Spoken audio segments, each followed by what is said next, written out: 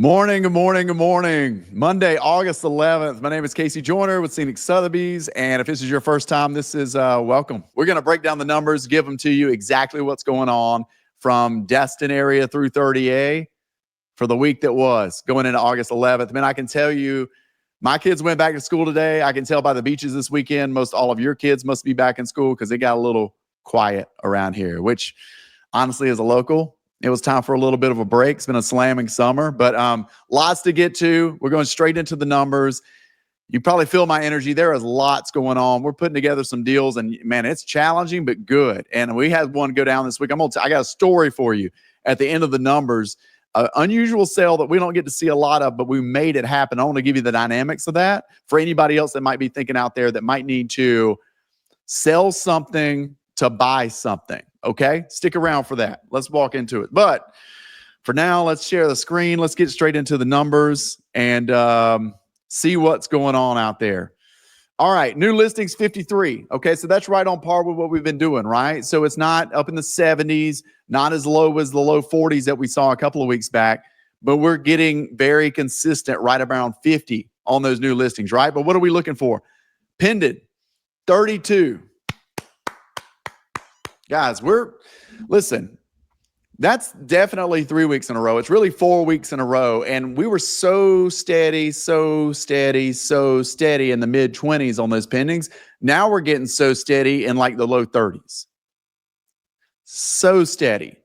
And so what we're seeing is a flat line on the new listings and a little bit of an uptick in the pendings. But what I love, what Casey loves in all this is not this.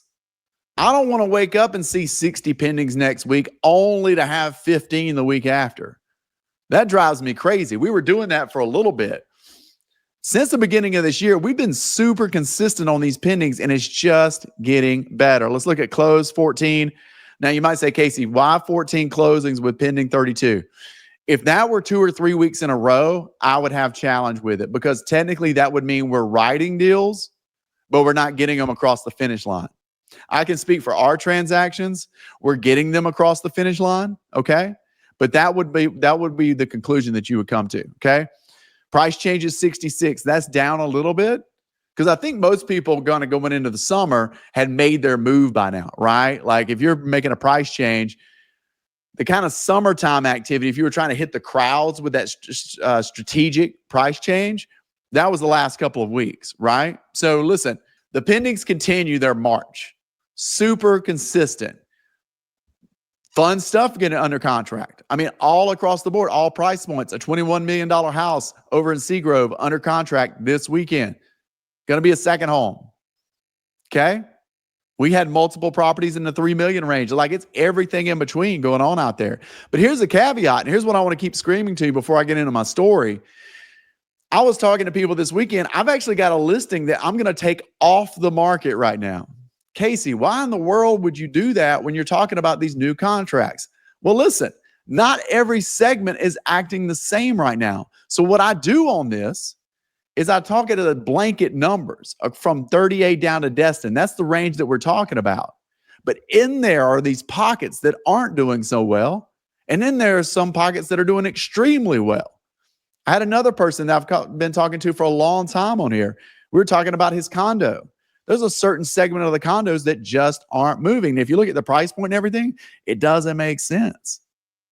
So while we're celebrating on one end, there's still some stuff that's lagging behind. So that's why we have to get so micro. Like if you're out there watching and you're a seller, it's great to have the broad information so you can have that knowledge.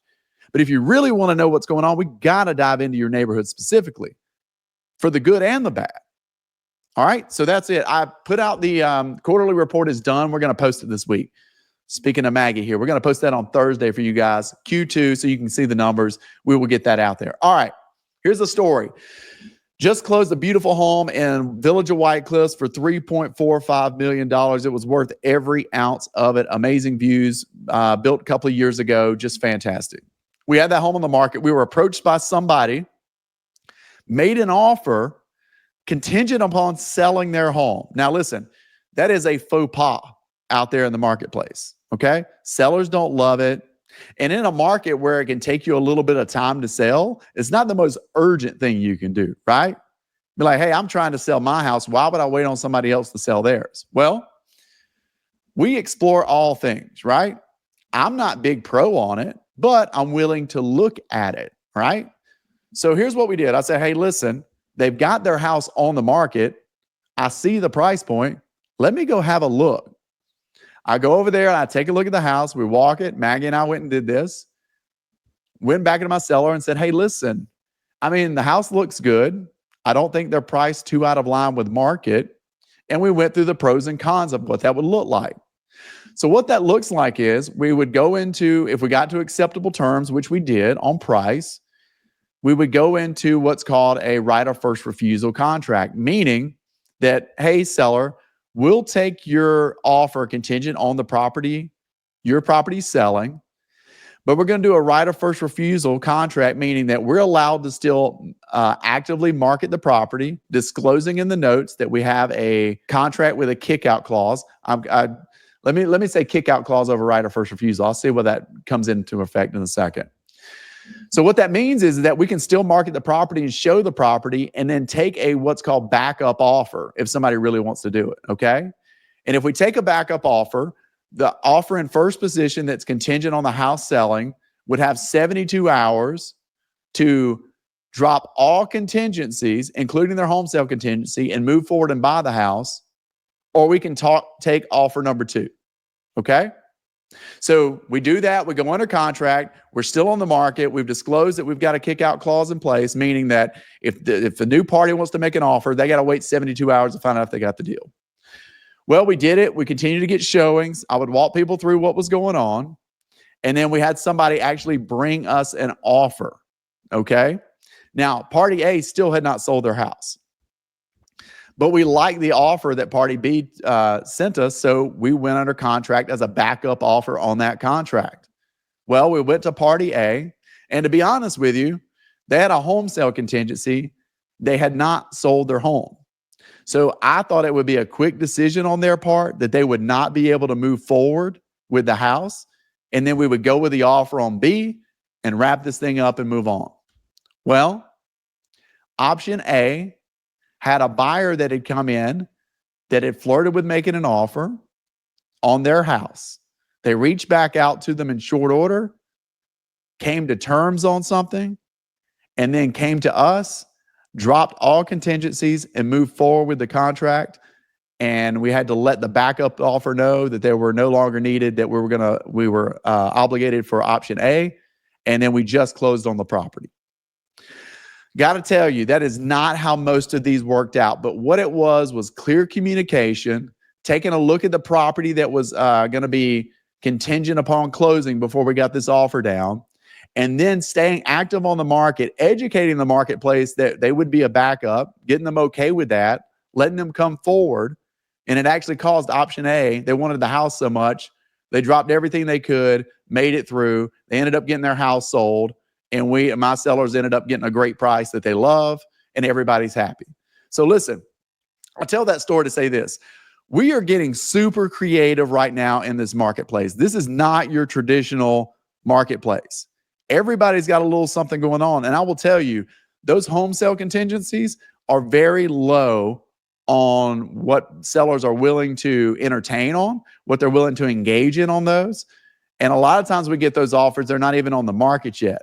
But what I'm saying to you is, as long as the stars align and everything can look good, and you talk through everything with all parties, you can come up with something that can work, and we can get those things across the finish line. It was a great story, a simultaneous close that day, and we got it done. So I know that was a lot of words, but I just wanted to share. I think my point in that is this. I think that sellers, even if you're not working with me right now, I think you've got to remain open to the situation, explore everything to no end, and see if there's something there that works for everybody. Okay? This is not the market to be just throwing away every offer that comes your way. As I've told you before, we closed some other things a couple of weeks ago where the buyer's first offer when they came in was so low, it didn't even make sense. But we ended up getting there.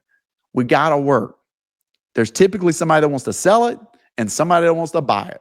So we just try to keep going and see if we can put the parties together. Can't do it all the time, but what I'm saying is we're getting creative out there. We're talking to our other agents. We're working this thing, and we're getting creative for you guys that are out there. So listen, appreciate the time this morning. I know that was a lot of words. We got a lot of great stuff coming up to you this week. Market is doing well. Some segments are booming. Some segments are still cold. I can help you with where you might want to be. If you want to find out exactly where your property is, please give me a call. And if you need anything from me, you know how to find me. Email us, text, whatever you want to do. And we look forward to talking to you soon. Have an awesome week. See you soon.